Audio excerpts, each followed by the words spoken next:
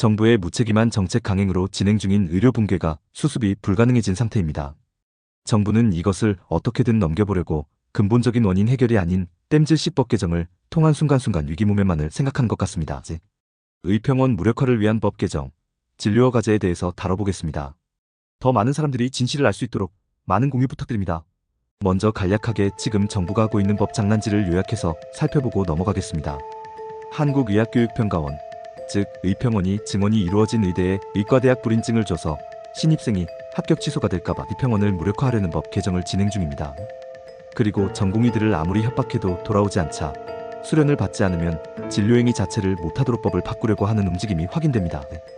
우선 의평원 무력화 법 개정부터 알아보겠습니다.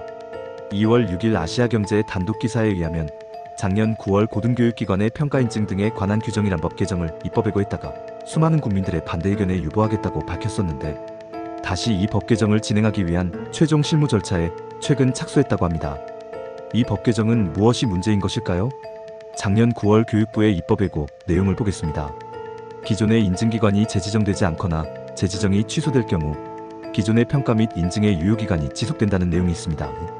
즉, 불인증이 나올 것 같으면 그냥 의평원을 해체시켜버리고 계속 이전의 인증을 가지고 의과대학을 운영하도록 만들어버리겠다는 의미로 해석 가능합니다. 다음으로 문제가 되는 부분입니다.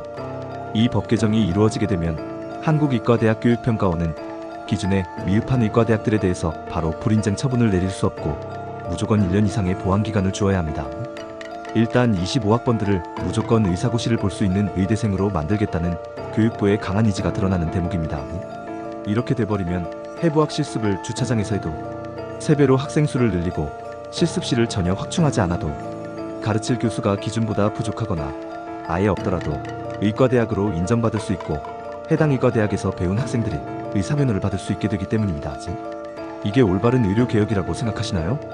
내가 아플 때 이런 환경에서 교육받은 의사들에게 몸을 맡기셔도 괜찮으시겠어요? 우리 모두는 언젠가는 아프고 언젠가는 병원에 가야 합니다. 저도 이 영상을 보시는 여러분도요.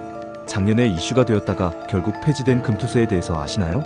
당시에 수많은 개미 투자자들이 의원실로 항의 전화를 무수히 많이 했다고 합니다. 국회교육위원회에는 소속된 국회의원이 16명 있습니다. 이런 일방적인 교육부의 법 개정 강행에 어떻게 대처해야 하나를 고민하다 한 구독자분께서 주신 아이디어를 공유해보려 합니다. 여기 16명의 교육위원회 국회의원실 전화번호들이 있습니다. 이런 돌팔이 의사 양성을 위한 법 개정에 대해 한 번씩 항의 전화를 해보시는 것은 어떨까요? 다음 이야기는 정부에서 전주기 의사면허 관리 체계라는 것에 대해서 논의하면서 진료면허제라는 것을 도입하려는 후속 움직임이 확인된다는 것입니다. 작년 8월 의료개혁 1차 실행 방안에서 정부는 의사면허를 취득한 이후에도 수련을 받아야만 개원을 할 수 있는 제도인 진료면허제를 추진하겠다고 밝혔습니다. 그 이후 별다른 진행 상황이 밝혀지지 않고 있었는데 아무리 모집을 하고 추가 모집을 하고 복귀를 제발 해달라고 급소를 해도 전공의들이 복귀를 하지 않는 모습이 보이자 수련을 안 받으면 개원을 못하도록 하는 제도인 개원면허제를 다시 가지고 나온 것으로 보입니다. 보건복지부는 진료면허제 도입 필요성을 계속해서 강조해왔고요.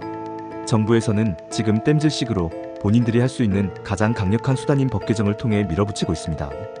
국민이 쓸 수 있는 가장 강력한 수단은 바로 투표권 행사입니다. 돌아가는 상황을 보면 선거가 멀지 않았죠. 국회의원실에 전화로 항의하기 제일 좋은 시기입니다. 시청해주셔서 감사합니다.